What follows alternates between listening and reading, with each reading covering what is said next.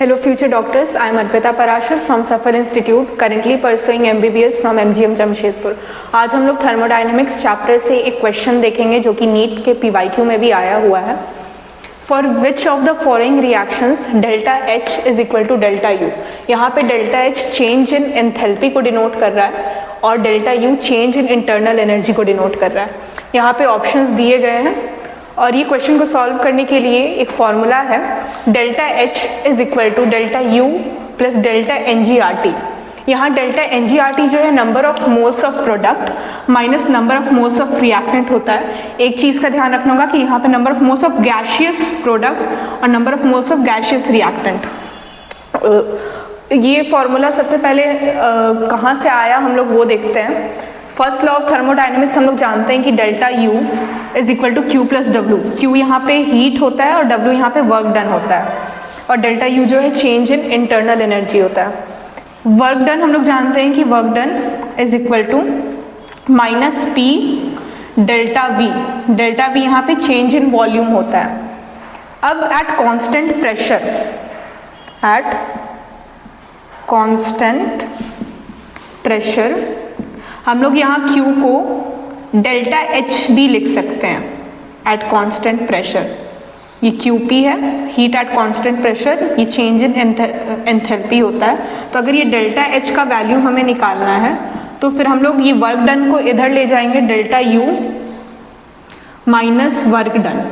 Work done हम लोग जानते हैं कि P minus P delta V होता है, तो इसको हम लोग सब्सटीट्यूट कर देते हैं, delta U minus P delta V, यानी कि delta H is equal to delta U plus P delta V।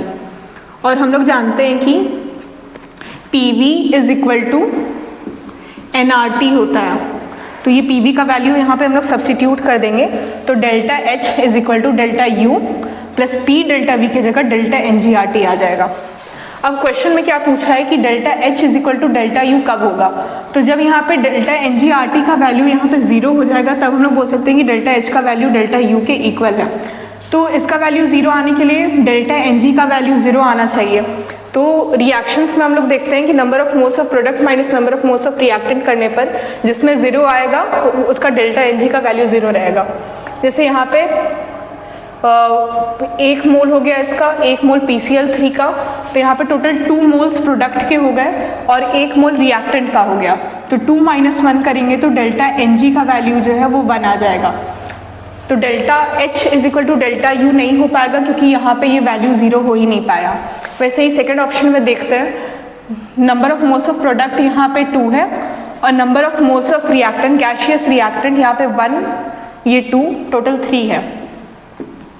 तो डेल्टा NG का वैल्यू यहाँ पे 2 - 3 इज इक्वल टू -1 आ जाएगा, ये भी आंसर नहीं होगा। उसी तरीके से हम लोग थर्ड ऑप्शन देखते हैं, यहाँ पे number of moles of product का वैल्यू 2 है और number of moles of reactant का वैल्यू भी यहाँ 1 मोल, यहाँ 1 मोल 2 है। तो डेल्टा NG का वैल्यू यहाँ पे 2 - 2 करेंगे तो 0 हो जाएगा। तो हमारा आंसर जो ऑप्शन C हो गया, लेकिन ऐसे लास्ट ऑप्शन भी देख लेते हैं। Number of moles of product जो है यहाँ पे 1 और 2, 3 हो जाएगा और number of moles of reactant जो है यहाँ पे देखिएगा आप कार्बन सॉलिड फॉर्म में प्रेजेंट है तो इसको कंसिडर नहीं करना है। यहाँ पे ये गैशियस फॉर्म है तो इसको कंसिडर करेंगे। Number of moles of reactant 2 हो गया, तो 3 - 2 करेंगे तो 1 आ जाएगा, ये भी आंसर नहीं है। तो जिसका 0 होगा वो आंसर। एक क्वेश्चन देखने वाले जो कि नीट PYQ में भी आया हुआ है, a gas placed in a cylinder fitted with a frictionless piston expands against a constant external pressure of 1 atm from a volume of 5 litre to 10 litre. यहाँ पे सबसे पहले हम लोग देखेंगे कि चेंज इन वॉल्यूम जो हो रहा है वो पॉजिटिव है, वॉल्यूम बढ़ रहा है। एब्जॉर्बिंग 400 जूल हीट, यहाँ पे देखिए हीट को एब्जॉर्ब किया जा रहा है, यानी कि हीट का Q का जो वैल्यू होगा वो भी पॉजिटिव में होगा। The change in internal energy is, delta U का वैल्यू पूछ रहा है। तो हम लोग जानते हैं कि फर्स्ट लॉ ऑफ थर्मोडायनेमिक्स से हम लोग डेल्टा U का वैल्यू निकाल सकते हैं। Delta U is equal to Q plus W, Q यानी कि हीट और W यानी कि वर्क डन। वर्क डन का value minus P delta V से हम लोग निकाल सकते हैं। और एक चीज़ का ध्यान रखना है कि यहाँ पे हीट जो है वो जूल में दिया हुआ है और वर्क डन जो हमारा निकलेगा वो माइनस पी डेल्टा वी करते हैं तो मतलब प्रेशर 1 ATM और यहाँ डेल्टा वी को मल्टीप्लाई करते हैं तो हमारा जो आंसर निकलेगा वो ATM लीटर में निकलेगा। तो इसको हमें जूल में कन्वर्ट करना होगा। तो 1 ATM litre is equal to 101.3 joule, इसका वैल्यू हम लोग रखेंगे तो आंसर आ जाएगा।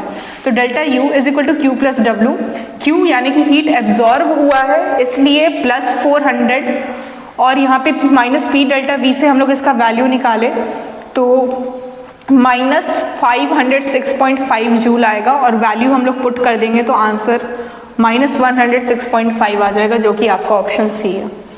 Thank you.